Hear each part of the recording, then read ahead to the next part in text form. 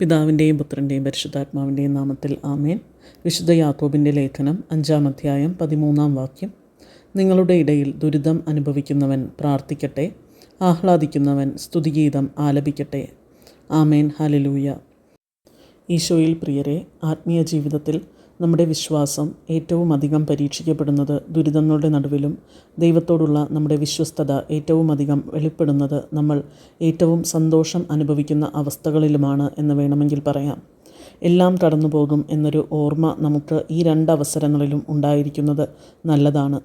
ഇന്നത്തെ വചനം പറയും പോലെ ദുരിതവും സങ്കടവും ഉണ്ടാകുമ്പോൾ എത്ര മനസ്സുമടുത്താലും നാം പ്രാർത്ഥന നിർത്തരുത്.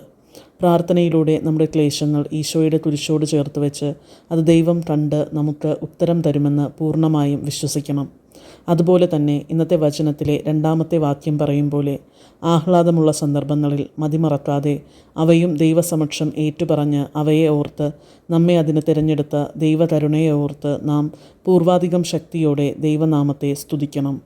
നമ്മുടെ അർഹത നോക്കിയാണ് നമുക്ക് സന്തോഷം തരേണ്ടതെങ്കിൽ നമുക്കതിന് എത്രമാത്രം യോഗ്യതയുണ്ടാകും എന്ന് ഓരോ അനുഗ്രഹം ലഭിക്കുമ്പോഴും നാം ആലോചിക്കണം.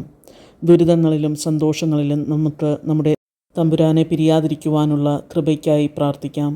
നിത്യം പിതാവിനും പുത്രനും പരിശുദ്ധാത്മാവിനും സ്തുതി, ആദിയിലെ പോലെ ഇപ്പോഴും എപ്പോഴും എന്നേക്കും. ആമേൻ.